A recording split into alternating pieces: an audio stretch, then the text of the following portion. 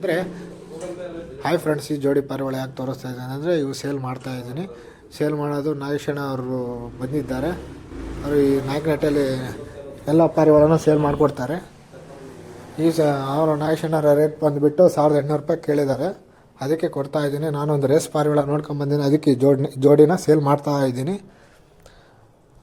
ಆ ಪಾರಿವಾಳ ನೋಡ್ಕೊಂಬಂದಿದ್ದೀನಿ, ನಾಗೇಶಣ್ಣರ ಹತ್ರ ಐತೆ. ಅದಕ್ಕೆ ಜೋಡಿ ಕೊಟ್ಟು ಅದ್ರ ಮೇಲೆ 200 ರೂಪಾಯಿ ಕೊಟ್ಟು ಇಟ್ಕೊಂಬರ್ತೀನಿ. ಇದು ಹೊಸ ಪಾರಿವಾಳ, ನಮ್ಮ ತಾನಿಗೆ ಹೊಸ ಎಂಟ್ರಿ.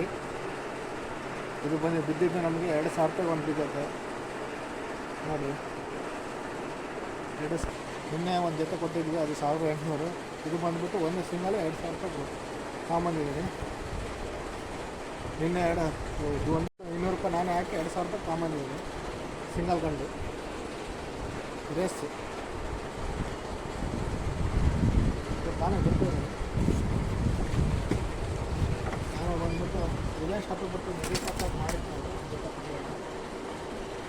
ಬೇಗ ಬರ್ತಾಯಿದ್ದೀನಿ ನಾನು.